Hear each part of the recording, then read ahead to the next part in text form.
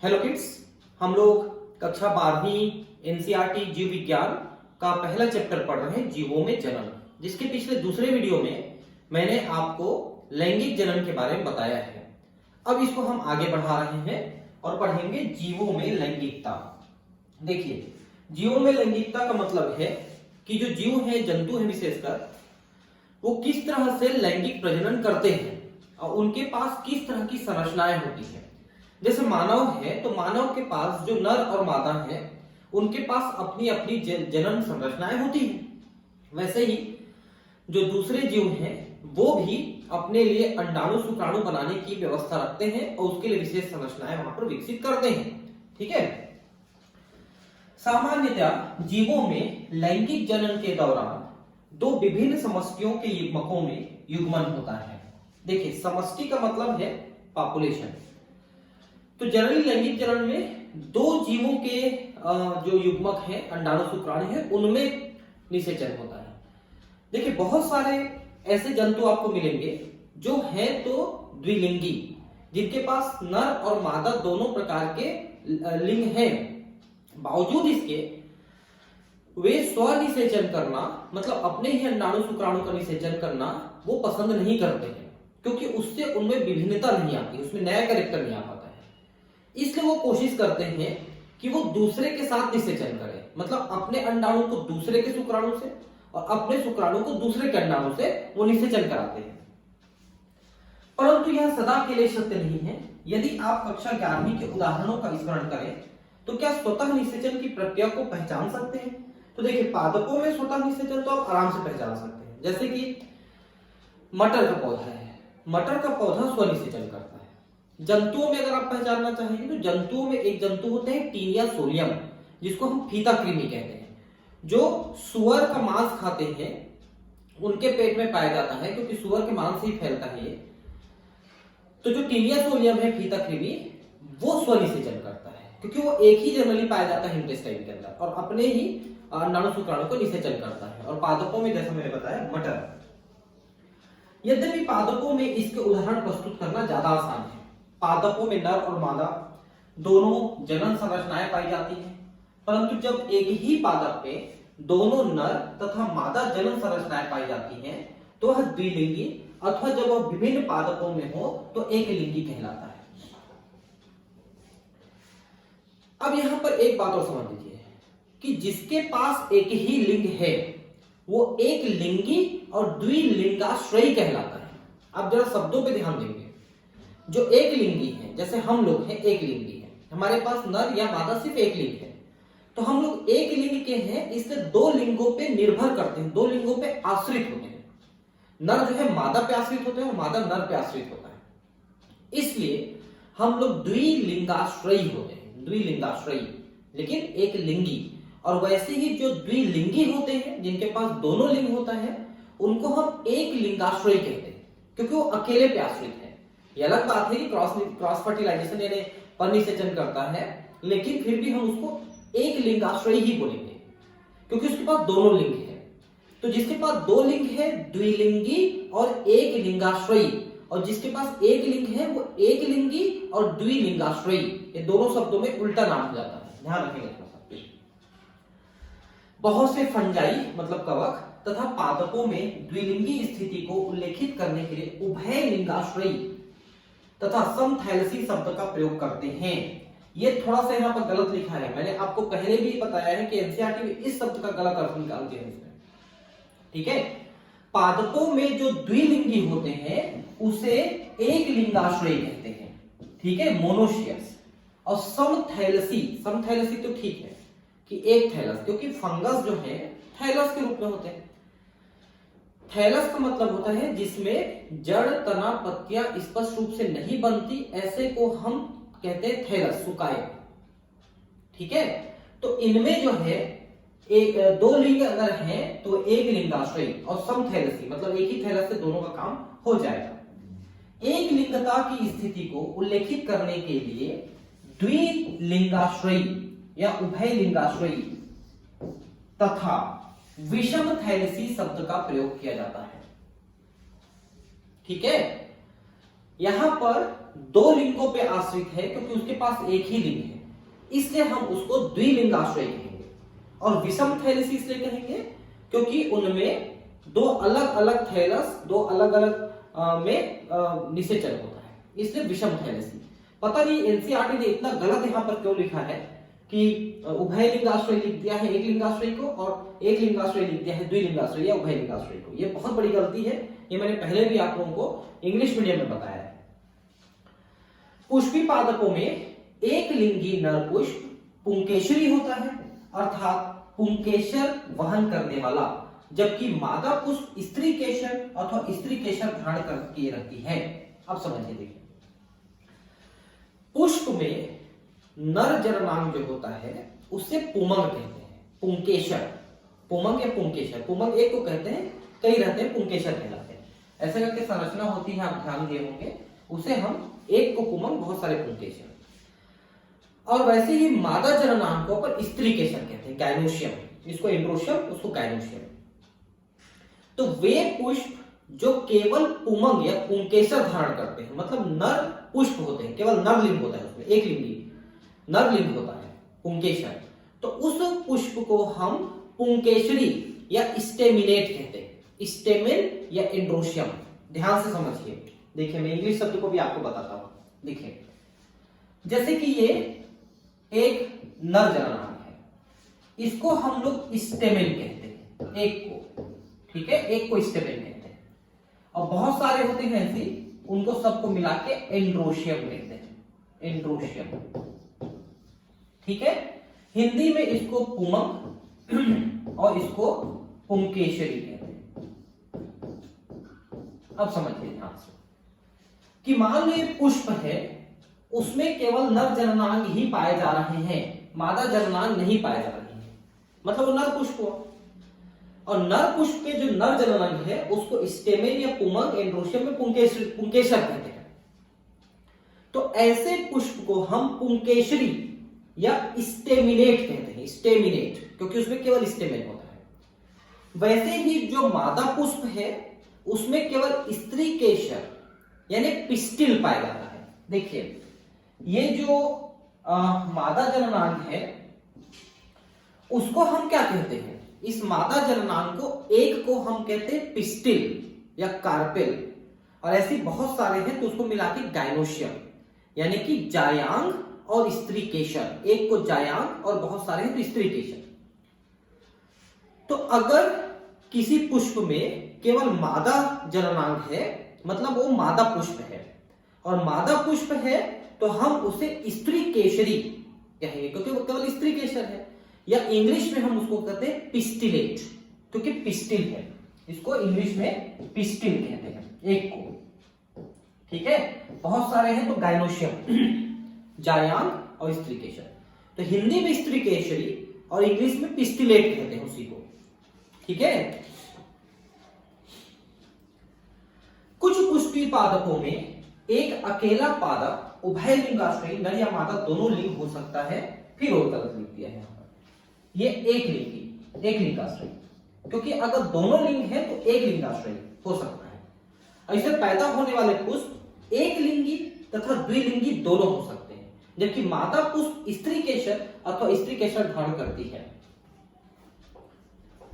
देखो भाई सीधा सा मतलब है, किसी पादप में जो पुष्प होते हैं एक लिंगी भी हो सकते हैं, द्विलिंगी भी हो सकते हैं, और एक ही पादप में दोनों प्रकार के भी हो सकते हैं। जैसे कि आप मैंगो का प्लांट देखिए, आम का पौधा, आम के पौधे में जो पुष्प आते हैं, नर पुष्प, मादा पुष्प, दोनों लिंग वाले पुष्प और न्यूट्रल पुष्प भी आते हैं, जिसमें दोनों में से कोई लिंग नहीं होता, न्यूट्रल पुष्प। तो ऐसे पादप भी होते हैं। तो कुछ पादप में केवल स्त्री, कुछ पादप में केवल नर पुष्प, और कुछ पादपों में दोनों, और कुछ में सभी, मतलब पादपों में बहुत भिन्नता है, ये कहना है।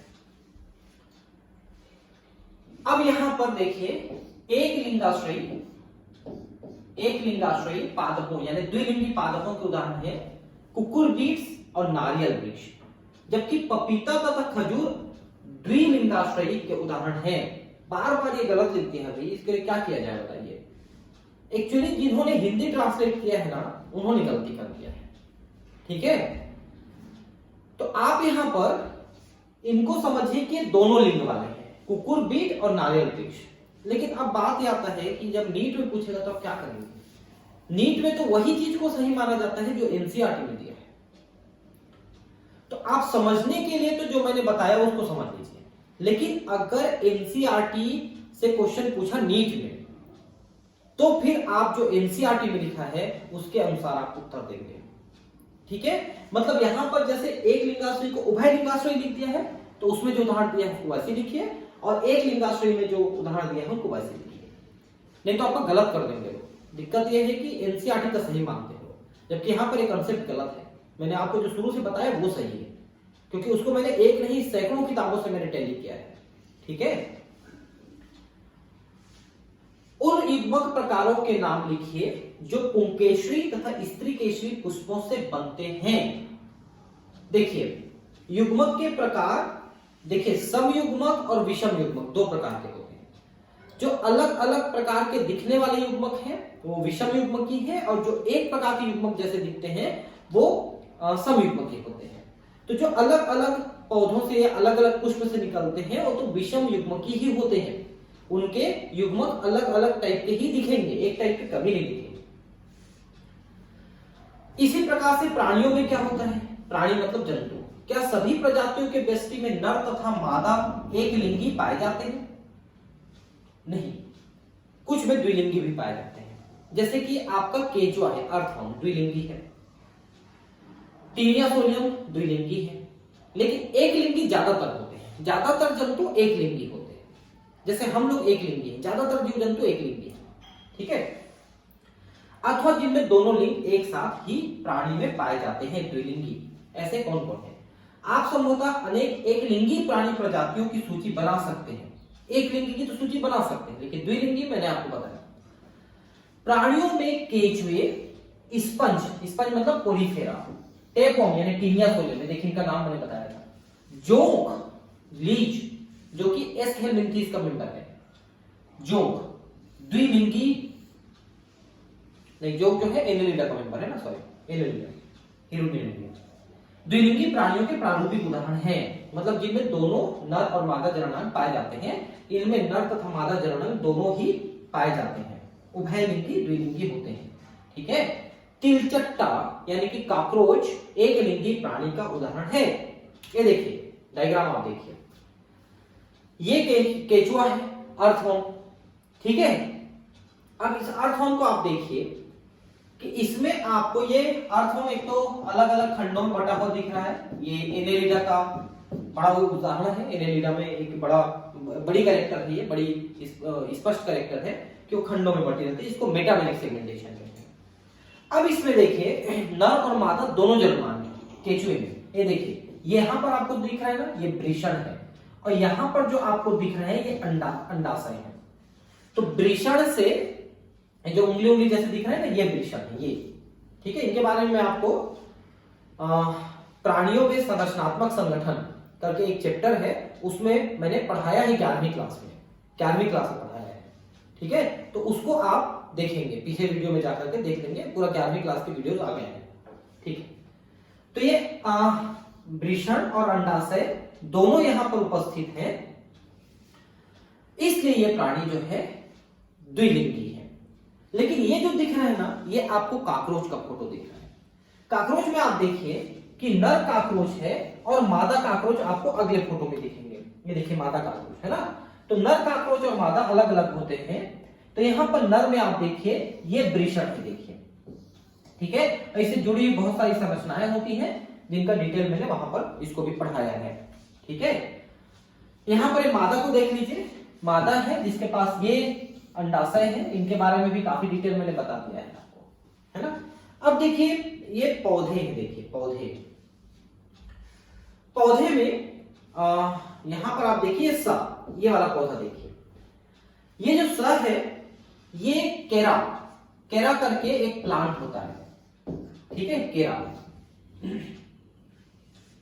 ये जो है, इसमें आप देखिए कि ये एक संरचना आपको दिख रही है ना, जिसको पुंधानी लिखा है, और ये एक संरचना दिख रही है जिसको अंडधानी लिखा है।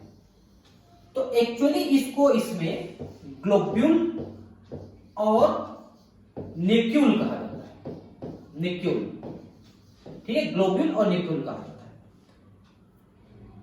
तो ये एक ही पौधे में नर और मादा दोनों जननांग बन रहे हैं, तो ये उभयलिंगी है, उभयलिंगी और एक लिंगाश्रयी। लेकिन फिर यहां पर उल्टा लिखा है। मैं बोलता हूं भाई आप लोग ना एनसीईआरटी का याद कर लो, ठीक है, नहीं तो कंफ्यूज हो जाओगे, लेकिन अपने कंसेप्ट को क्लियर रखना कि जो मैं बताया वो सही है, ठीक है। उसके बाद आप देखिए ये जो संरचनाएं दिख रही हैं ये हैं आपके मार्केंशिया, मार्केंशिया, रिक्शिया, मार्केंशिया, ये सभी जो है ब्रायोफाइटा के मेंबर हैं, ठीक है। तो यहां पर रिक्शिया को देखिए कि इसमें मादा जननांग और नर जननांग अलग अलग थैलस में है। तो ये एक लिंगी है, एक लिंगी और द्विलिंगाश्रयी, लेकिन यहां पर एक लिंगाश्रयी लिख दिया है। तो आप इसमें एनसीईआरटी के हिसाब से याद करेंगे ना, तो एक लिंगी को एक लिंगाश्रयी, द्विलिंगी को द्विलिंगाश्रयी लिखा है।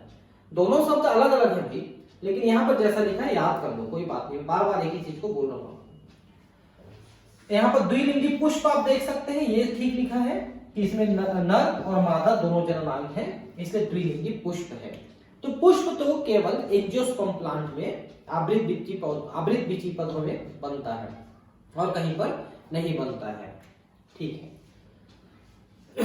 अब देखिए कि जब हम अर्धसूत्री विभाजन कराते हैं युग्मकों के निर्माण के समय, तो किस पौधे में कितनी गुणसूत्र हैं उनसे वो आधे हो जाते हैं।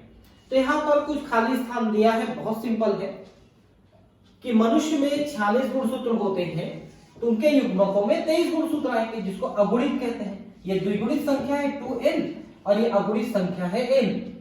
तो अब इसको भरना है, लिखना है। देखिए इतना सिंपल काम तो आपको दिया है 12वीं क्लास के बच्चे को, ठीक है। घरेलू मक्खी यानी कि मस्का डोमेस्टिका क्यों दिया है पता है, याद हो जाएगा करके दिया है और कोई बात नहीं। तो घरेलू मक्खी है मस्का डोमेस्टिका, इसमें 12 है, तो यहां पर इसके युग्मक में 6 हो जाएंगे, ठीक है। उसके बाद चूहा है, तो चूहा के युग्मक में 21 है, मतलब यहां पर 42 था। कुत्ते में 78 है, तो यहां पर हो जाएगा 39, ठीक है। बिल्ली में 19 है, तो 19 दूनी यहां पर हो जाएगा 38, ठीक है। फल मक्खी यानी ड्रोसोफिला, इसमें 8 है, तो यहां पर 4 हो जाएगा, ठीक है।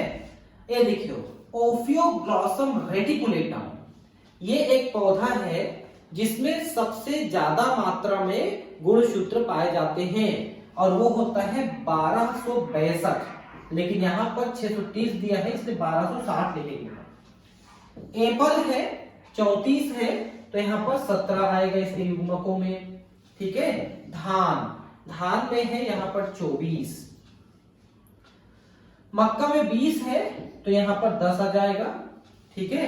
आलू में यहां पर 24 है, तो यहां पर 48 आ जाएगा, ठीक है।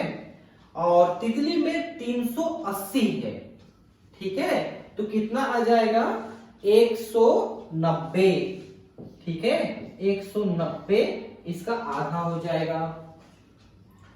और प्याज में 8 है, तो यहां पर 16 हो जाएगा। आप समझ पा रहे हैं ना मैं क्या बोल रहा हूं, कि हमारे में जितनी क्रोमोसोम डिप्लॉइड संख्या होती है हैप्लॉइड संख्या में उससे आधी हो जाती है। तो किसी में उसको दिया है, किसी में इसको दिया है, तो आप उसके हिसाब से यहां पर याद कर लेंगे।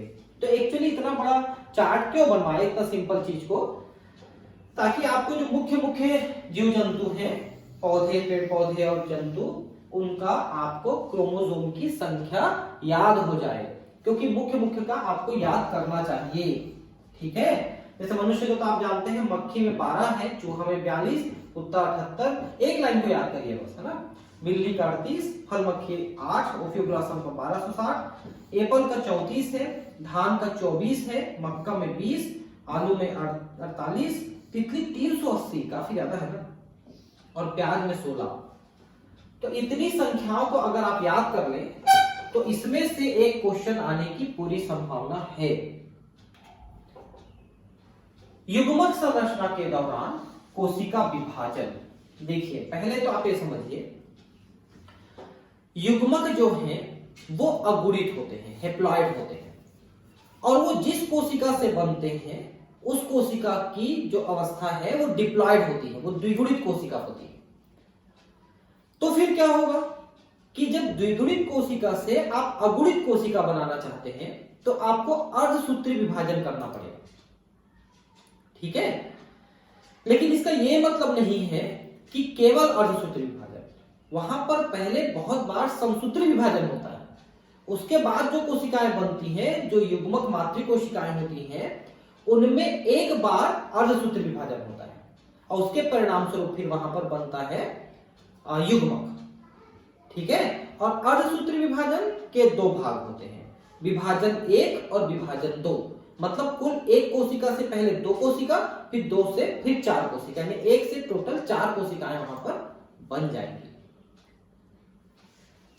सभी विषम युग्मकी प्रजातियों में युग्मक प्रायः 2 प्रकार के होते हैं, नर तथा मादा। युग्मक अगुणित होते हैं, चाहे उनके जनक जिससे वह उत्पन्न हुए हैं वह अगुणित हो अथवा द्विगुणित हो ही क्यों ना हो। अब एक विशेष बात ध्यान कि ज्यादातर जीव जंतु पेड़ पौधे अपने आप में द्विगुणित होते हैं, जैसे हम लोग द्विगुणित हैं वैसे ज्यादातर जीव जंतु। तो हम द्विगुणित हैं, तो हमसे जब युग्मक बनेगा तो वो अर्धसूत्री विभाजन द्वारा बनेगा। मतलब हम लोगों में युग्मक बनते समय अर्धसूत्री विभाजन होगा, इसलिए हम उसको गैमेटिक मियोसिस यानी युग्मकी अर्धसूत्रण कहते हैं, क्योंकि युग्मक बनते समय अर्धसूत्री विभाजन होगा। लेकिन कुछ ऐसे जंतु होते हैं जो अपने आप में ही अगुणित रहते हैं, वो अपने आप में द्विगुणित नहीं रहते हैं, अपने आप में अगुणित रहते हैं। अब ऐसे प्राणी कौन है? जैसे कि ज्यादातर कवक है, न्यूरोस्पोरा है, राइजोपस है, ज्यादातर कवक अगुणित अवस्था में। अब मान लो कि कोई स्वयं ही अगुणित अवस्था में है, तो आप उसमें अर्धसूत्री विभाजन क्यों करोगे? जब कोई चीज 2 रहेगा तो उसको अलग करने के लिए आप अर्धसूत्री विभाजन किए, एक एक करने के लिए। लेकिन जो ऑलरेडी एक है उसको 20 से तो नहीं चीरोगे। इसलिए ऐसे प्राणियों में जो अपने आप में अगुणित होते हैं उनमें युग्मक बनते समय अर्धसूत्री विभाजन नहीं होता है, और युग्मक अपने आप अगुणित ही बनेगा। अगुणित से अगुणित सीधा सा मतलब है समसूत्री विभाजन द्वारा। लेकिन जब इनके अगुणित अगुणित 2 युग्मक मिलते हैं, निषेचन करते हैं, तो जो एम्ब्रियो जाइगोट बनेगा, एम्ब्रियो नहीं बनता उन लोगों में, जाइगोट ही कहेंगे, उन लोगों में नर और मादा अगुणित अगुणित मिले तो बना द्विगुणित जाइगोट बना। जबकि उस जीव को कैसा बनना है? अगुणित बनना है, क्योंकि जीव तो अगुणित था। आप द्विगुणित जाइगोट से अगुणित जो जंतु है उसको कैसे बनाएंगे, ये प्राणी कैसे बनाएंगे? तो उसके लिए हम क्या करेंगे, उस जाइगोट में अर्धसूत्री विभाजन कराएंगे। मतलब जो अर्धसूत्री विभाजन युग्मक बनते समय नहीं हुआ, जरूरत नहीं पड़ी, उसकी जरूरत अब पड़ रही जब युग्मक संलयित हो चुके, फर्टिलाइज हो चुके, उसके बाद जरूरत पड़ रही है। तो ऐसे में हम कहते हैं उसको जाइगोटिक मियोसिस। हम लोगों में युग्मक यानी गैमेट बनते समय मियोसिस होता है, इसलिए गैमेटिक मियोसिस या युग्मकीय अर्धसूत्रण कहते हैं। इन लोगों में मिलन के बाद जाइगोट बनने के बाद मियोसिस हुआ, इसलिए उसको जाइगोटिक मियोसिस या युग्मनज अर्धसूत्रण कहते हैं। 2 स्टेप में हो सकता है, ठीक है।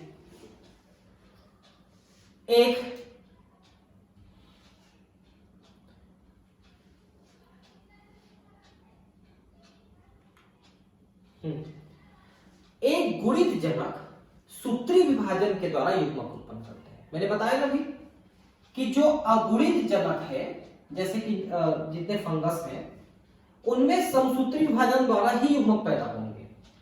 क्या इसका अर्थ यह है कि जो जीव अगुणित होते हैं उनमें अर्धसूत्री विभाजन कभी भी संपन्न नहीं होता? नहीं होता है, निषेचन के बाद होता है, जाइगोट में होता है। उस शैवाल के जीवन चक्र के चार्ट को ध्यान से देखें, जिसको आपने कक्षा 11वीं अध्याय 3 में देखा था, ताकि आपको उपयुक्त उत्तर मिल सके। शैवालों में भी ऐसा होता है। तो अभी मैंने बताया ना कि नर और मादा युग्मक मिल जाएंगे, उसके बाद फिर उसमें अर्धसूत्री विभाजन होगा। बहुत से जीव जिनका संबंध मोनेरा, फंजाई, शैवाल और ब्रायोफाइटा से है, वे अगुणित पादप काय होते हैं और वे जीव जिनका संबंध टेरिडोफाइटा, जिम्नोस्पर्म, एंजियोस्पर्म और अधिकांश प्राणी यानी जंतु जिसमें मनुष्य भी शामिल है उनकी जन की अवस्था द्विगुणित होती है। तो कौन कौन अगुणित अवस्था में है? मोनेरा। मोनेरा मतलब जो प्रोकैरियोटिक कोशिकाएं वाले हैं, जैसे जीवाणु, माइकोप्लाज्मा, नीले हरे शैवाल, ये मोनेरा में आते हैं। फंजाई, फंजाई मतलब होते हैं कवक, ठीक है। उसके बाद शैवाल, ये तो आप जानते ही हैं, जो काई जमते हैं वो शैवाल है। और ब्रायोफाइटा, ब्रायोफाइटा में आपके रिक्सिया, मार्केंसिया, फ्यूनेरिया, एंथोसिरोस, ये सब पादप आते हैं। ये सब छोटे छोटे एकदम छोटे पादप हैं, एकदम छोटे से पादप हैं, सभी के सभी, कुछ तो दिखते भी नहीं। तो इनका जो शरीर होता है वो अपने आप में अगुणित होता है, इसलिए ये निषेचन के बाद अर्धसूत्री विभाजन करेंगे। जबकि इसके ऊपर के जो पादप हैं टेरिडोफाइटा, जिम्नोस्पर्म और एंजियोस्पर्म। टेरिडोफाइटा में कौन आते हैं? Fern, Selaginella, fern. फर्न भी आप जानते हो, आपके घरों में ऐसे लगाते हैं, जैसे प्लांट, गमले में ऐसे प्लांट लगा देते हैं, ऐसे निकला रहता है पत्ती, ऐसे में पत्तियां निकली होती हैं, ऐसे फैली रहती है पत्तियां निकल निकल के, है ना, ऐसे ऐसे नहीं फैली रहती हैं, आपने देखा होगा। ऐसे पादप लगा देते हैं घरों में, गमलों में, वो तो है फर्न, वो टेरिडोफाइटा है। जिम्नोस्पर्म में आप पाइनस का प्लांट देखे होंगे या साइकस का प्लांट देखे होंगे। साइकस का प्लांट जो है ऐसे नारियल के पौधे जैसा दिखता है, साइकस का प्लांट। उधर आप जाएंगे जम्मू कश्मीर तरफ तो आपको ये सब दिखेंगे जिम्नोस्पर्म। एंजियोस्पर्म जो आपके आसपास जितने फूल वाले पौधे हैं, जितने भी पौधे दिख रहे हैं, ज्यादातर वो एंजियोस्पर्म है। और ज्यादातर प्राणी, जैसा मैंने कहा था, मनुष्य और ज्यादातर जंतु जो है वो द्विगुणित अवस्था में। तो जो द्विगुणित है वो लोग अपने युग्मक बनाते समय अर्धसूत्री विभाजन करेंगे, और जो अगुणित है वो निषेचन के बाद अर्धसूत्री विभाजन करेंगे। दोनों में अंतर है बस। यह स्पष्ट हो चुका है कि अर्धसूत्री विभाजन जो न्यूनकारी विभाजन है और जहां द्विगुणित काय अगुणित युग्मकों को उत्पन्न करता है, द्विगुणित जीवों में अर्धसूत्री कोशिका अर्धसूत्री विभाजन से होकर गुजरती है। अर्धसूत्री विभाजन के अंत में गुणसूत्रों का केवल एक से प्रत्येक युग्मक से निगमित होता है, करता है, ठीक है। तो हम लोगों में जो द्विगुणित जीव जंतु हैं, उन लोगों में जो क्रोमोसोम है, गुणसूत्र है, वो जोड़े में पाए जाते हैं। जैसे हम लोग कहते हैं ना कि हमारे में 46 गुणसूत्र या 23 जोड़े गुणसूत्र हैं, तो 23 जोड़े गुणसूत्र हैं, तो उनको अलग अलग करके 23 और 23 भेज देते हैं युग्मकों में। सारणी का ध्यानपूर्वक अध्ययन करें। अभी जो हमने सारणी एक भरा था ना वो, और जीवों के द्विगुणित अगुणित गुणसूत्रों की संख्या को भरें। कि आपको यहाँ अर्धसूत्री कोशिका, अर्धसूत्र 2n और युग्मकों के n के बीच कोई संबंध दिखाई पड़ता है? तो यस, जितना द्विगुणित नंबर है उसकी ठीक आधी अगुणित नंबर है, ठीक है। तो ऐसा इसलिए हुआ कि अर्धसूत्री विभाजन में हमने उनको अगुणित कोशिका बनाया है। अब है युग्मक स्थानांतरण। भाई मेन चीज ये है कि नर और मादा युग्मक को आपको मिलाना पड़ेगा, क्योंकि अगर नर और मादा युग्मक नहीं मिलेंगे तो निषेचन नहीं होगा और आपकी वो पीढ़ी आगे नहीं बढ़ेगी। वो जो जीव जंतु है उसकी अगली पीढ़ी नहीं बनेगी और वो नष्ट हो जाएगा। तो युग्मकों के मिलन की अलग अलग व्यवस्थाएं होती है। जैसे देखिए, जैसे आप पौधों में देखें, जो छोटे पौधे हैं, जैसे अभी आपने कहा कवक है, शैवाल है, टेरिडोफाइटा है, तो ये जल में तैरने की व्यवस्था रखते हैं, ब्रायोफाइटा, टेरिडोफाइटा तक। और ये नर युग्मक जल में तैर करके मादा युग्मक के पास पहुंचता है, ठीक है। उसके बाद आप उच्च पादपों में जाते हैं, जैसे जिम्नोस्पर्म, एंजियोस्पर्म में, तो नर युग्मक एक नली बनाता है जिसको हम पराग नली कहते हैं। और पराग नली के द्वारा जो पॉलन ग्रैंड पराग नली बनाता है, उसके द्वारा युग्मक जो है मादा युग्मक के पास पहुंचता है। तो पादपों में इसकी व्यवस्था अलग अलग प्रकार से। जंतुओं में भी ऐसी है। कुछ जंतु ऐसे होते हैं जो बाह्य निषेचन करते हैं, जैसे कि मेढक है। मेढक क्या करते हैं कि नर और मादा मेढक अपने युग्मकों को यानी शुक्राणु और अंडाणु को वो जल में छोड़ देते हैं और जल में उनके बीच निषेचन होता है। वहीं पर एम्ब्रियो बनता है, अंडे से टेडपोल लार्वा निकलती है और वो 65-70 दिनों में मेढक बन के बाहर आती है। तो ये सारा काम जल में होता है। तो ज्यादातर जंतु जो बाह्य निषेचन करते हैं वो जल में ही अपना निषेचन करते हैं। बहुत कम ऐसे जंतु हैं जो जल में बाह्य निषेचन नहीं करके कहीं और करते हैं।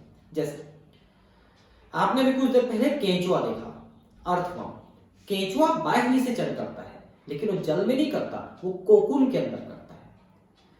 जो कोकून है वो केंचुए से निकल के बाहर आता है बन के, और उसी के अंदर अंडाणु शुक्राणु होते हैं।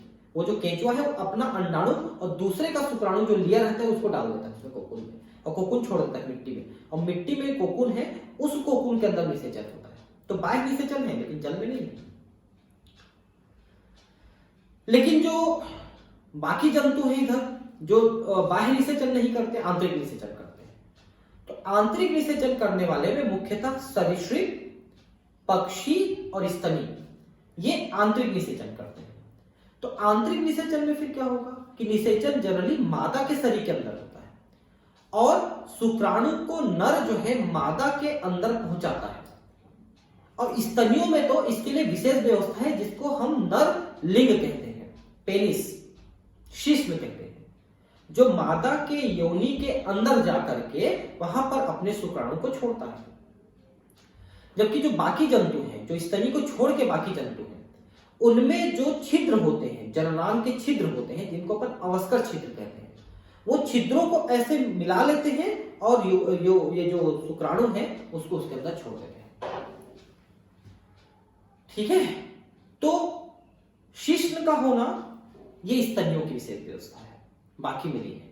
ठीक है, युग्मकों के निर्माण के पश्चात नर और मादा युग्मक कायिक रूप से एक दूसरे के निकट आते हैं ताकि युग्मन यानी निषेचन की क्रिया सफलतापूर्वक संपन्न हो सके।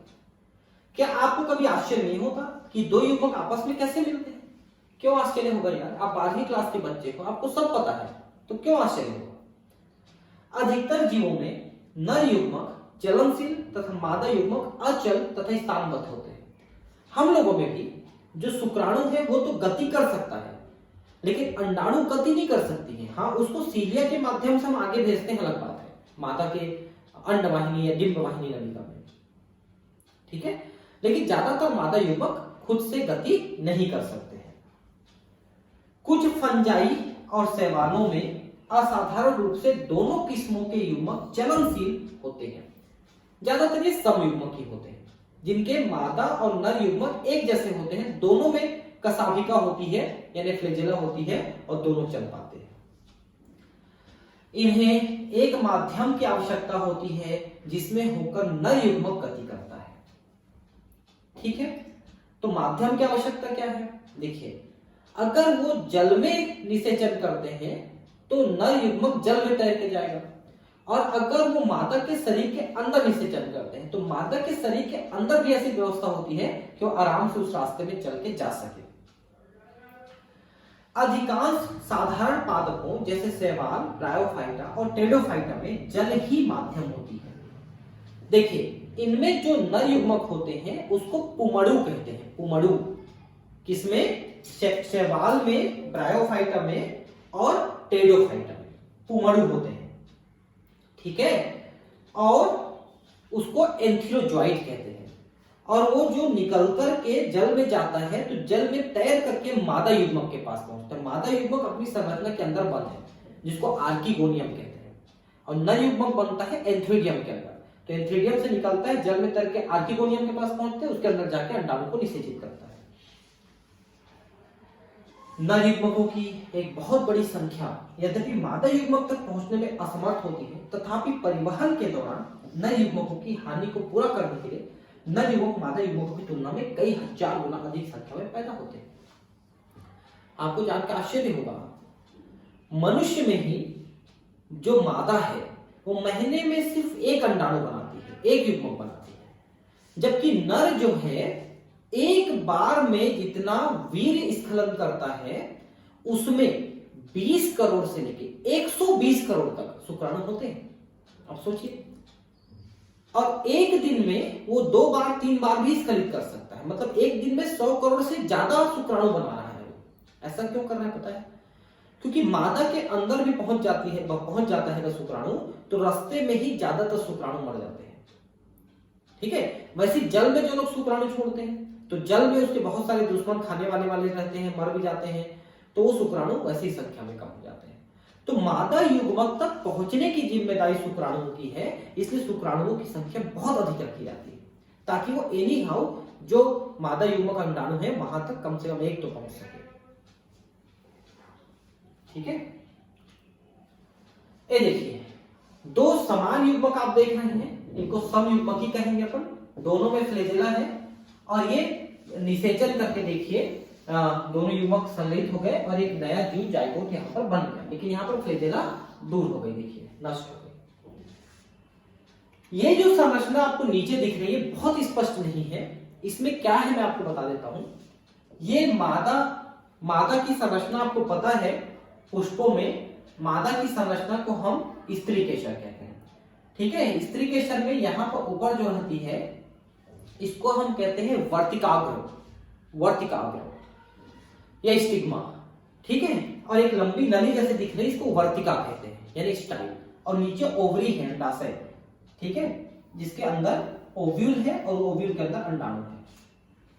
तो जो पॉलन ग्रेड है, परागकण है, यहां पहुंचता है, यहां से पराग नलिका बनाकर के अंदर जाता है और पराग नलिका के अंदर नर युग्मक रहते हैं जो उसके अंदर जाके निषेचन करते हैं।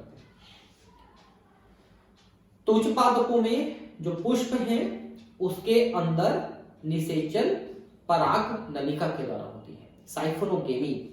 तो ये देखिए ना, ये सब परागकण है भाई, ये सब परागकण है जिनमें से ये पराग नलिका बन रही है। अगर आप ध्यान से देखें तो ये पराग नलिका बनती हुई दिख रही है, देखिए ये पराग नलिका बन के नीचे जा रही है निषेचन के लिए। अब इतना बेकार फोटो यहाँ पर क्यों टांगे हैं पता नहीं, क्यों लगाए हैं, नहीं तो ये सब फोटो नहीं लगाना चाहिए, थोड़ा स्पष्ट फोटो जो आपको समझ में आए। ये रियल फोटो है एक्चुअली, जो पुष्प है उसमें जो रियल में होता है उसका फोटो लगा दिया है, तो इसको समझना भी मुश्किल है देख करके, है ना। तो आपको थोड़ा स्पष्ट फोटो देख लेना चाहिए। बीजीय पादपों में परागकण नर युग्मकों के वाहक के रूप में कार्य करते हैं। ठीक है, परागकण के अंदर नर युग्मक बनते हैं। परागकण नर युग्मक नहीं है, वो माइक्रोस्पोर है, लघु बीजाणु है। ठीक है, क्योंकि उच्च पादप पहले बीजाणु पैदा करते हैं फिर उसके द्वारा युग्मक पैदा करते हैं। ठीक है, तो नर युग्मक जो होते हैं वो परागकण के अंदर बनते हैं और परागकण को अपन लघु बीजाणु कहते हैं। तो परागकण में नर युग्मक बनते हैं दो, जो पराग नलिका के माध्यम से मादा युग्मक यानी अंडाणु तक पहुंचते हैं। तथा अंडक में अंड होता है। अंडक मतलब ओव्यूल, ओव्यूल के अंदर ओवम होती है, जो अभी मैंने आपको बताया है। ठीक है, ओवम होती है। परागकण परागकोश में उत्पन्न होते हैं, अतः निषेचन संपन्न हो उससे पहले ही यहाँ परागकण वर्तिकाग्र में स्थानांतरित हो जाते हैं। मैंने आपको वर्तिकाग्र बताया अभी, स्टिग्मा, ये सब चीजें ना हम अभी आगे के चैप्टर्स में, जहां पर पादप प्रजनन वाला चैप्टर है वहां पर हम डिटेल पढ़ेंगे ना ये सब चीजों को। तो परागकण वर्तिकाग्र में पहुंचते हैं। द्विलिंगियों में स्वतः निषेचनी पादप जैसे मटर में परागकणों का वर्तिकाग्र पर स्थानांतरण अपेक्षाकृत सरल होता है, क्योंकि इनमें परागकोश और वर्तिकाग्र एक दूसरे के निकट स्थित होते हैं। वहीं एक ही पुष्प में नर और मादा जननांग है, नर जननांग से मादा में परागकण पहुंचने में कितना दिक्कत होगा, और वैसे भी पुष्प बंद रहती है तभी वो पहुंच जाते हैं, तो बहुत आसानी से ट्रांसफर हो सकते हैं, इसलिए वो आसानी से स्वनिषेचन करते हैं। परागकण जैसे ही झड़ने लगते हैं उनके तुरंत बाद वर्तिकाग्र के संपर्क में आ जाते हैं और निषेचन कर देते हैं। लेकिन जो परपरागण पादप हैं जिनमें दूसरे से परागण करना है, जिसमें एक लिंगी होते हैं, मुख्यतः अलग अलग पुष्प में अलग अलग लिंग होते हैं, या एक ही पुष्प में दोनों लिंग रहेंगे तो नर और मादा जननांग अलग अलग समय परिपक्व होंगे, ऐसा भी हो सकता है। समझ रहे हैं, या तो लिंग ही अलग अलग हो, अलग पुष्प नर और मादा, ये, या फिर एक ही पुष्प में भी है दोनों नर मादा दोनों है, तो नर वाला पहले मादा वाला बाद में, या मादा वाली पहले और नर वाला बाद में, कोई भी पहले मैच्योर होगा बाद में दूसरा मैच्योर होगा, परिपक्व होगा। तो निषेचन स्व निषेचन नहीं हो सकता भाई, एक परिपक्व है दूसरा नहीं है तो आप जबरदस्ती निषेचन थोड़ी कर दोगे, ऐसा। परपरागणित पादपों में इस विशिष्ट घटना को परागण या पॉलिनेशन कहते हैं। तो एक पुष्प से दूसरे पुष्प में अगर आप परागकण को पहुंचाते हो तो उस प्रक्रिया को अपन परागण कहते हैं। इसमें वर्तिकाग्र पर परागकणों का स्थानांतरण सुगमता पूर्वक संपन्न हो जाता है। तो देखिए, सुगमता पूर्वक संपन्न हो जाने का यह मतलब नहीं कि बहुत आसानी से हो जाता है, क्योंकि इनके जो मीडियम है, जो माध्यम है जिनके द्वारा परागकण को आप लेके जाओगे, वो माध्यम अलग अलग होता है। कुछ में वो माध्यम हवा का होता है, कुछ में माध्यम जंतुओं के माध्यम से होता है, जैसे कि कीड़े वगैरह, कीट है ना। परागकण वर्तिकाग्र पर अंकुरित हो जाते हैं। तो अभी मैंने जो आपको फोटो दिखाया, ये अंकुरित परागकण का फोटो है। अब पराग नली नर युग्मकों को अपने साथ लेती हुई अंडक के भीतर प्रवेश कर जाती है। मैंने बताया था भी एक और फोटो बना करके कि कैसे वो अंदर जाता है और फर्टिलाइज करता है। अंड के पास नर युग्मकों को अपने से बाहर निकाल देती है। तो जो पराग नली है वो नर युग्मकों को छोड़ देता है और वो मादा युग्मक के साथ निषेचन करते हैं। एक लिंगी प्राणियों में चूंकि नर तथा मादा युग्मक विभिन्न व्यष्टियों में बनते हैं, मतलब अलग अलग जीवों बनते हैं, ऐसे में जीव को युग्मकों के स्थानांतरण के लिए एक विशेष प्रकार की क्रियाविधि विकसित करनी पड़ती है, जिसको अपन लैंगिक क्रिया कहते हैं। ठीक है, जैसे कि मानव में मैंने कहा कि शिश्न जो है योनि के अंदर जाकर के स्पर्म्स को, शुक्राणु को छोड़ता है। लैंगिक जनन में इस सर्वाधिक विशिष्ट घटना के लिए निषेचन हेतु सफलतापूर्वक स्थानांतरण तथा युग्मकों का साथ साथ आना अनिवार्य होता है। ठीक है, एक साथ पहुंचना जरूरी है।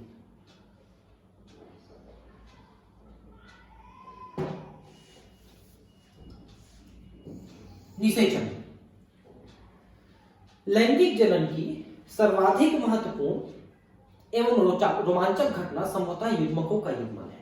निषेचन आपको पता है ना क्या है? नर युग्मक मादा युग्मक दोनों मिलते हैं, उनके मिलन को निषेचन कहते हैं। चाहे ये बाह्य निषेचन करें या आंतरिक निषेचन करें, लेकिन निषेचन जंतुओं में भी और प्राणियों में भी, मतलब ये पौधों में भी, दोनों में निषेचन होता है। यह प्रक्रिया युग्मक संलयन यानी साइनोगेमी कहलाता है। ठीक है,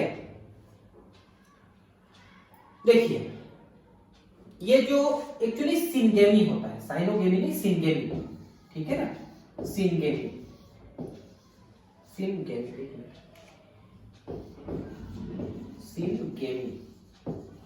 मतलब नर और मादा युग्मक का आपस में मिलना सिनगेमी कहलाती है, जिसके परिणाम स्वरूप द्विगुणित युग्मन जाइगोट का निर्माण होता है। इस प्रक्रिया के लिए भी निषेचन का बहुधा, निषेचन शब्द का या फर्टिलाइजर शब्द का प्रयोग किया जाता है। यद्यपि युग्मक संलयन तथा निषेचन शब्दों का प्रयोग बहुधा होता रहता है, हालांकि ये एक दूसरे के पूरक है। ठीक है, परंतु तब क्या होगा यदि युग्मक संलयन संपन्न ही ना हो पाए। हालांकि कुछ जीवों में, जैसे कि रोटीफर्स में, मधुमक्खियों और यहां तक कुछ छिपकलियों तथा पक्षी आदि में बिना निषेचन अर्थात नए युग्मक के बिना ही मादा युग्मक नए जीव का निर्माण हेतु विकसित होने लगता है। इस प्रकार घटने को अनिषेक चरण कहते हैं, पार्थिनोजेनेसिस कहते हैं। देखिए, मधुमक्खी के बारे में आप समझिए, बहुत अच्छे समझ में आएगा। मधुमक्खी में 3 प्रकार के मधुमक्खी होते हैं, एक रानी मधुमक्खी, एक नर मधुमक्खी और एक श्रमिक मधुमक्खी। ठीक है, तो इसमें जो रानी मधुमक्खी है सिर्फ वही अंडे दे सकती है, वही प्रजनन कर सकती है। जो श्रमिक मधुमक्खी है वो होते तो मादा है, लेकिन वो बंध होते हैं, वो अंडे नहीं दे सकते। ऐसा इसलिए है कि जो रानी मधुमक्खी है उसको एक विशेष प्रकार का खाना खिलाया जाता है, जिसको हम रॉयल जेली कहते हैं, उसी के पास होता है। जबकि जो साधारण मधुमक्खी, श्रमिक मधुमक्खी है, उनको साधारण मधु यानी कि हनी को खिलाया जाता है। तो जब रॉयल जेली खिलाते हैं ना, तो उसके प्रभाव से ही वो जो रानी मधुमक्खी है वो अंडे देने में सक्षम होती है।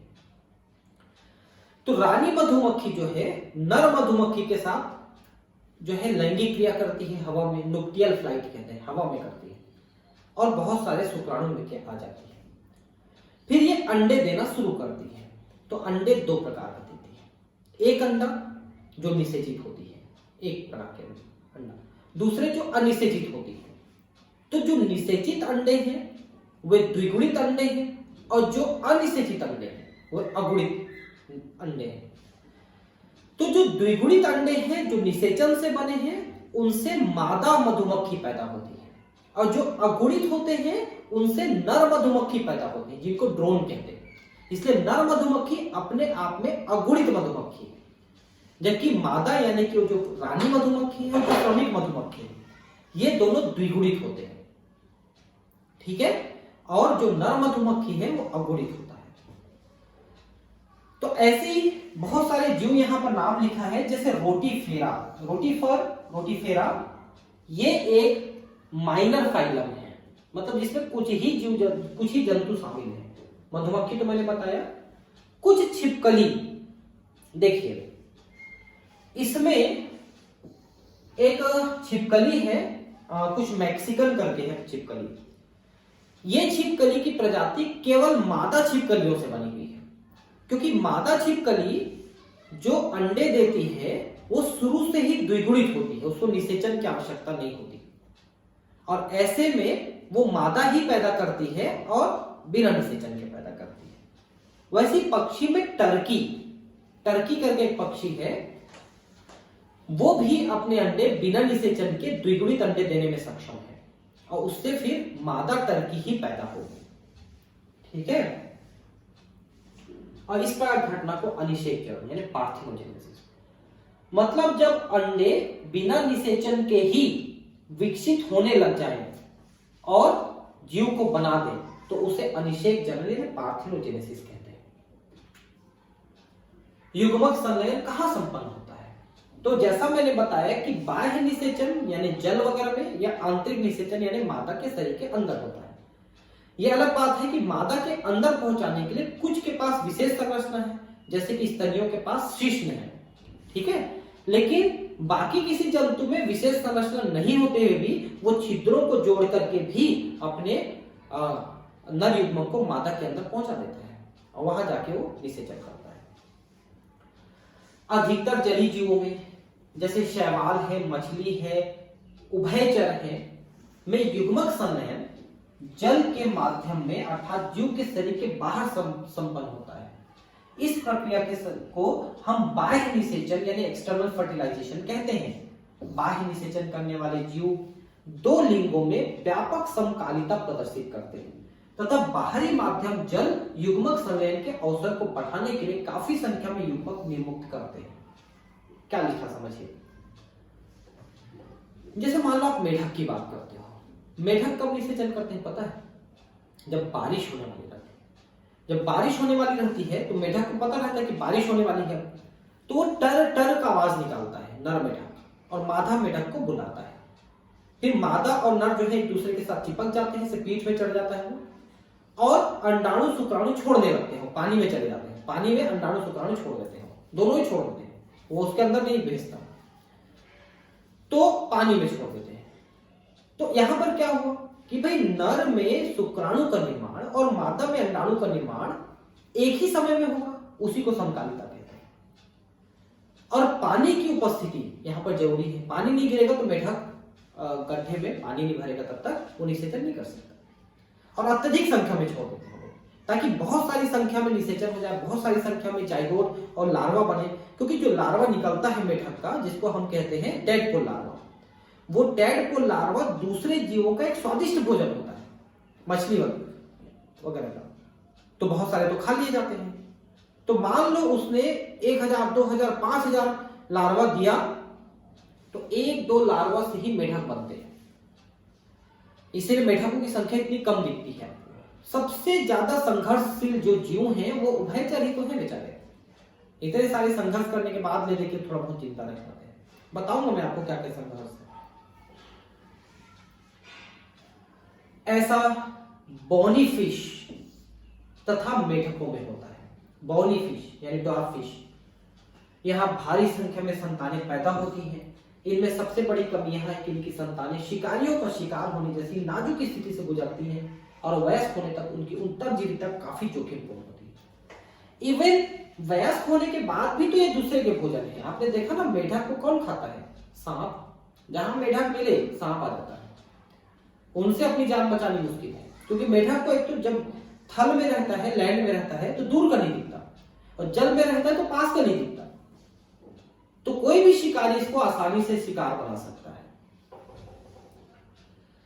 बहुत सारे स्थलीय जीवों में जैसे फंजाई, उच्च श्रेणी के प्राणी जैसे सरीसृप, पक्षी, स्तनधारी एवं अधिकतर पादप, ब्रायोफाइटा, टेरिडोफाइटा, जिम्नोस्पर्म, एंजियोस्पर्म में युग्मक समय जीव शरीर के भीतर संपन्न होते हैं ताकि सुरक्षा ज्यादा मिल सके उनको। अतः यह प्रक्रिया आंतरिक निषेचन कहलाती है, इंटरनल फर्टिलाइजेशन। इन सभी जीवों में अंडे की रचना मादा के शरीर के भीतर होती है, जहां पर वह नर युग्मक से संग्रहित हो जाते हैं। आंतरिक निषेचन प्रदर्शित करने वाले जीवों में नर युग्मक चलनशील होते हैं और उन्हें अंडे के साथ युग्मक करने के लिए अंडे तक पहुंचना होता है। तो नर युग्मक को अंडे तक पहुंचाने की जिम्मेदारी उस जीव की होती है, नर जीव और मादा जीव की। उनके पास ऐसी संरचना होती है। इस प्रक्रम हेतु जो शुक्राणु पैदा होते हैं उनकी संख्या विशाल होती है, बहुत ज्यादा संख्या होती है, परंतु अंडे उत्पन्न होते हैं उनकी संख्या बहुत कम होती है, एक तो बस। बीजीय पादपों में यद्यपि अचलनशील नर युग्मक पराग नली द्वारा मादा युग्मक तक पहुंचते हैं, पराग नली उनको पहुंचाता है, साइफोनोगेमी कहलाता है। और जो चल के जाते हैं वो जूडियोगेमी कहलाते हैं, जूडियोगेमी। जैसे कि ब्रायोफाइटा, टेरिडोफाइटा, इनमें चल के जाते हैं, तैर के जाते हैं, तो उसे जूडियोगेमी कहते हैं। लेकिन जहां पर पराग नली बनती है जिम्नोस्पर्म, एंजियोस्पर्म में, उसको साइफोनोगेमी, साइफोन मतलब नली, पराग नली, ठीक है। अब है निषेचन के पश्चात की घटनाएं क्या क्या है। देखिए, निषेचन हुआ तो युग्मनज बनता है, जिसको हम जाइगोट कहते हैं। अगर अर्धसूत्री विभाजन पहले हो चुका है, अंडाणु शुक्राणु बनते समय अर्धसूत्री विभाजन हो चुका है, तो अब अर्धसूत्री विभाजन नहीं हो।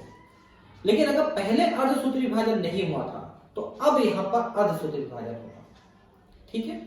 उसके बाद फिर उसमें कोशिका विभाजन चालू होगा, समसूत्री वाला, और उसके द्वारा फिर भ्रूण का निर्माण होगा अगर भ्रूण होता है तो, और नहीं तो फिर सीधे पादप जो सुखाए हैं थैलस है या जंतु, जंतु के समय तो भ्रूण निर्माण होता ही है। पहला युग्मनज। द्विगुणित युग्मनज यानी जाइगोट का निर्माण सभी लैंगिक जनन करने वाले जीवों में सर्वव्यापी है, ठीक है। क्योंकि नर और मादा युग्मक आपस में संलयित होते हैं तो उससे युग्मनज का निर्माण होता है। कहा बाह्य निषेचन करने वाले सभी जीवों में युग्मनज का निर्माण बाह्य माध्यम प्रायः जल में होता है, जो कि अंडे के अंदर होता है, ठीक है। जबकि वह जीव जिसमें आंतरिक निषेचन होती है, शरीर के भीतर युग्मनज की संरचना होती है, यह बनती है। जैसे मानव है, मानव में जो फीमेल है उसके शरीर के अंदर जो एक डिंब वाहिनी नलिका होती है, फेलोपियन ट्यूब, ओविटक, उसके अंदर निषेचन होती है। शुक्राणु को योनि के अंदर पहुंचाया जाता है शीश्न के द्वारा, फिर वहां से शुक्राणु चलते चलते डिंब वाहिनी नलिका तक पहुंचते हैं, फिर वहां पर अंडाणु से भेंट होती तो वहां निषेचन कर देते हैं। फिर जो निषेचित युग्मनज है वो मूव करके आता है और यूटेरस में, गर्भाशय में आता है, फिर वहां जोड़ के 9 महीने उसका पालन होता है। युग्मनज के आगे का विकास जीव के अपने जीवन चक्र तथा वहां के पर्यावरण पर निर्भर करता है। अब जीवन चक्र कैसा है उसके आधार पर आगे का विकास संभव होगा। हो सकता है कि निषेचन के बाद वो कुछ समय तक सुप्तावस्था में रहे, क्योंकि अगर प्रतिकूल परिस्थिति है तो उस समय युग्मनज विभाजन करके नया पादप या पादप नहीं बनाएगा, बल्कि सुप्तावस्था में चला जाएगा, और जब अनुकूल परिस्थिति आएगी तब वो विभाजन करके उस पादप का निर्माण करेगा। फंजाई तथा शैवाल से संबंधित जीवों में युग्मनज एक मोटी भित्ति की को विकसित करते हैं जो उनकी शुष्कन तथा क्षति से रक्षा करते हैं। देखिए, प्रतिकूल परिस्थिति है तो 4-5 लेयर का बना हुआ एक सिस्ट बना लेते हैं जो प्रतिकूल परिस्थिति में उनकी सुरक्षा करता है। यह अंकुरण से पूर्व काफी समय तक विश्रांति काल में रहती है। तो मैंने बताया ना, विश्रांति मतलब सुप्तावस्था में। द्विगुणित जीवन चक्र वाले जीवों में युग्मनज अर्धसूत्रण द्वारा विभाजित होकर अगुणित अंडाणु का निर्माण करते हैं, जो अगुणित व्यष्टि के रूप में वृद्धि करता है। भाई ज्यादातर हम लोग जो द्विगुणित हैं उनमें अंडाणु शुक्राणु के समय ही ना होता है, अर्धसूत्र विभाजन होता है। आप 11वीं कक्षा की पुस्तक का अध्ययन करें और पता लगाएं कि द्विगुणित तथा समद्विगुणिता गुणित हैप्लोडिप्लॉन्टिक जीवन चक्र वाले जीव में युग्मनज किस प्रकार से विकसित होता है। ठीक है, देखिए होता क्या है, कुछ जीव ऐसे होते हैं जिनका मुख्य जीवन चक्र डिप्लॉयड होता है। हैप्लॉयड सिर्फ युग्मक बनते हैं। कुछ में मुख्य जीवन चक्र हैप्लॉन्टिक होता है, मतलब मुख्य जीवन चक्र हैप्लॉयड होता है। डिप्लॉयड के रूप में सिर्फ जाइगोट बनता है। कुछ में दोनों अवस्थाएं पाई जाती है, जैसे कुछ कवक उनमें दोनों अवस्थाएं जीवन में पाई जाती है, जो विकसित अवस्था पाई जाती है। जैसे ब्रायोफाइटा में भी ऐसा है कि ब्रायोफाइटा में भी जो द्विगुणित अवस्था है स्पोरोफिटिक वो भी रहता है, गुणित अवस्था भी रहता है गैमेटोफिटिक। ये सब चीजें मैं पिछले क्लास के चैप्टर्स में पढ़ाया हूं, अगर आप नहीं पढ़े हैं तो वहां जाके पढ़ेंगे तो आपको ज्यादा समझ में आएगा। युग्मनज एक पीढ़ी से दूसरी पीढ़ी के जीव के बीच की महत्वपूर्ण कड़ी है जो प्रजातियों की निरंतरता को सुनिश्चित करती है। ठीक है, तो युग्मनज क्या हुआ? अंडाणु शुक्राणु से बना। तो अंडाणु शुक्राणु पहले वाले पीढ़ी का से बनाया गया है और युग्मनज अब नई पीढ़ी बन रही है। ठीक है, प्रत्येक लैंगिक प्रजनक जीव यहां तक कि मानव जीवन की शुरुआत एक कोशिका युग्मनज के रूप में होती है। हमारी भी युग्मनज एक कोशिका से होती है, बनी होती है। फिर वहां से विभाजन शुरू होता है तो एम्ब्रियो यानी भ्रूण बनता है। अब है भ्रूणोद्भव। तो युग्मनज जो है अब विभाजन शुरू करेगा। ज्यादातर समसूत्री विभाजन करेगा, हम लोगों में तो समसूत्री ही होता है, और विभाजन करके कोशिकाओं का समूह बनाते जाता है जिससे एम्ब्रियो यानी भ्रूण का निर्माण होता है। उसके बाद फिर उस भ्रूण से जीव का निर्माण पूरा होता है। भ्रूणोद्भव युग्मनज से भ्रूण के विकास की प्रक्रिया को संदर्भित करता है। ठीक है, भ्रूणोद्भव के दौरान युग्मनज कोशिका विभाजन समसूत्रण तथा कोशिका विभेदीकरण से गुजरता है। कोशिका विभाजन तो आप समझ गए। कोशिका विभेदीकरण क्या है? जो कोशिकाएं बनते जाती है ना, वो अलग अलग ऊतक, अलग अलग अंग बनाने में जाते जाती है। तो वो उनका विभेदन है कि तुम लिवर बनाओगे, तुम किडनी बनाओगे, तुम ब्रेन बनाओगे, तुम हार्ट बनाओगे, तुम बोन बनाओगे। ऐसा अलग अलग चीजें बनाने के लिए विभेदीकरण होता है।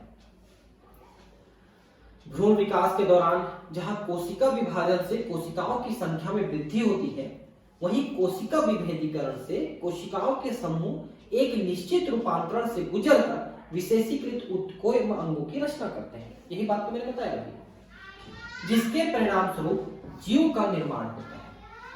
आप पिछली कक्षा में कोशिका विभाजन तथा विभेदीकरण की प्रक्रिया के विषय में अध्ययन कर चुके हैं। कोशिका विभाजन पढ़ा चुका हूं आपको पिछले क्लास में।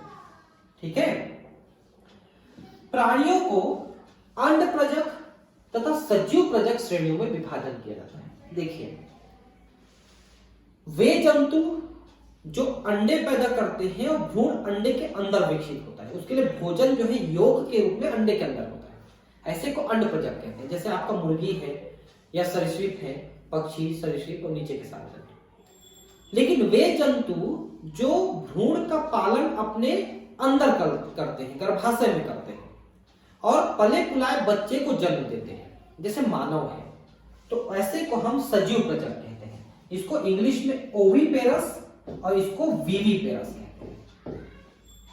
ठीक है, जो इस तथ्य पर आधारित है कि युग्मनज ने मादा जनक के शरीर के बाहर विकास किया है अथवा भीतर, और उसका जन्म निषेचित या अनिषेचित अंडे के द्वारा हुआ है अथवा शिशु के रूप में प्रसव से जन्म हुआ है। तो जो अंडे पैदा करते हैं अंडप्रजक, जो बच्चा पैदा करते हैं वो सजीव प्रजक। अंडप्रजक प्राणियों जैसे कि सरीसृप और पक्षी आदि के द्वारा पर्यावरण के सुरक्षित स्थान पर निषेचित अंडे दिए जाते हैं। एक तो सुरक्षित स्थान देख के देते हैं, ऊपर से उनके ऊपर सुरक्षा कवच लगा होता है जिसको अपन शेल कहते हैं। शेल, हालांकि ज्यादातर वो शेल उसकी रक्षा नहीं कर पाता। ठीक है, छोटे मोटे कीड़े मकोड़ों से कर सकता है, लेकिन बड़े जीव अंडे को फोड़ते हैं, खा जाते हैं। ठीक है, आप ही खुद खाते हैं, अगर आप खाते हैं तो ना, मैं नहीं खाता हूं। तो बाहर जो कवच आप देखते हो जिसको फोड़ के आप ऐसे फेंक देते हो, वो कैल्शियम कार्बोनेट का बना हुआ कवच है जो एक निश्चित निवेशन अवधि के पश्चात स्फुटन द्वारा नए शिशु को जन्म देते हैं। हैचिंग, स्फुटन मतलब हैचिंग, अंडा फूट जाता है, चूजा निकल आता है। जबकि दूसरी ओर सजीव प्रजक जीवों में अधिकतर स्तनधारी, जिनमें मानव शामिल है, मादा जीव के शरीर के भीतर युग्मनज विकसित होकर शिशु का विकास करता है और निश्चित अवधि एवं विकास के चरणों को पूरा करने के बाद मादा जीव के शरीर से प्रसव द्वारा पैदा किए जाते हैं। तो बच्चा जन्म देने की प्रक्रिया क्या कहलाती है? प्रसव। ठीक है। भ्रूण की सही देखभाल और संरक्षण के कारण सजीव प्रजनक जीवों के उत्तर जीवित रहने के अवसर बढ़ जाते हैं, क्योंकि अंडा देने वाले जीवों के जो अंडे हैं वो स्वादिष्ट भोजन होते हैं, इसलिए ज्यादातर जो दूसरे जीव हैं उस अंडे को खाने की कोशिश करते हैं, इसलिए उनके बचे रहने की संभावना काफी कम हो जाती है ना। लेकिन जो बच्चे पैदा करते हैं तो बच्चे को खाने वाला कुछ मांसाहारी जीव ही उस पर अटैक कर सकता है, हर जीव तो नहीं करेगा, इसलिए उसके जिंदा रहने के चांसेस बढ़ जाते हैं और मां उसकी रक्षा करती है तो और बढ़ जाती है। पुष्पी पादपों में युग्मनज का निर्माण बीजांड के अंदर होता है। देखिए भाई, पादपों का जो प्रजनन है, जब तक आप उसको अलग वाले चैप्टर में उसमें नहीं पढ़ोगे तब तक ठीक से समझ में नहीं आएगा। ठीक है। निषेचन के पश्चात पुष्प के बाह्य दल पंखुड़ी तथा पुंकेसर मुरझाकर झड़ जाते हैं। क्या आप एक ऐसे पादप का नाम बता सकते हैं जिसमें बाह्य दल पुष्प में जुड़े रहते हैं? आप बैंगन जानते हैं? बैंगन का जो बाह्य दल है जिसको कैलिक्स कहते हैं, वो न सिर्फ पुष्प में बल्कि फल के साथ भी लगे हुए दिखते हैं, फल में भी लगे हुए रहते हैं। वैसे अमरूद होता है, अमरूद गुआवा, उसमें भी लगे होते हैं। यद्यपि स्त्रीकेसर पादप से जुड़ा रहता है, युग्मनज भ्रूण में, देखिए मतलब ये कह रहा है कि निषेचन के बाद स्त्रीकेसर तो बचा रहता है, बाकी झड़ जाते हैं क्योंकि उनका काम खत्म हो गया, लेकिन स्त्रीकेसर में फल का निर्माण होगा, इसलिए बची रहती है। कुछ में जो कैलिक्स है वो जुड़ी रहती है, जैसे बैंगन में, अमरूद में मैंने बताया। युग्मनज भ्रूण में, बीजांड बीज में और अंडाशय फल में विकसित होता है। अंडाशय फल के रूप में विकसित होते हैं, जो आगे चल के फल की भित्ति का निर्माण करते हैं। इसे फल भित्ति यानी पेरिकार्प कहते हैं। इसका कार्य फल को सुरक्षा प्रदान करना है। फल भित्ति एक्चुअली जो फल होता है पूरा, उसका जो गुदा होता है, बाहर का छिलका होता है, वो पूरा फल भित्ति है। फल के बारे में मैंने अकारिकी वाले चैप्टर में पढ़ाया है 11th क्लास में। विकिरण के पश्चात बीज अनुकूल परिस्थितियों के आने पर अंकुरित होकर नए पादप को जन्म देते हैं। ठीक है। अब देखिए, मटर का फल है जिसको आप फली कहते हो। मटर के फल में फल वाला भाग सिर्फ छिलका है जिसको निकाल के आप फेंक देते हो, क्योंकि फल का मतलब हमेशा गूदेदार फल नहीं होता, पतला छिलका भी होता है, जैसे मटर है, चना है। ठीक है। तो इनके फल है जिसमें बीज है। ठीक है। और एश जो है यहाँ पर सीड है, आप देख सकते हैं। पी जो है पेरिकार्प है, पेरिकार्प मतलब फल है। ठीक है। तो अलग अलग पौधों में ये अलग अलग बीज और फल भित्ति यानी पेरिकार्प आपको दिखाई दे रही है। ठीक दोस्तों, खत्म। ठीक है, बढ़िया चैप्टर था। अब हम दूसरे चैप्टर को लेकर के अगले क्लास में हाजिर होंगे। ठीक है, थैंक यू, बाय। देखने के लिए धन्यवाद।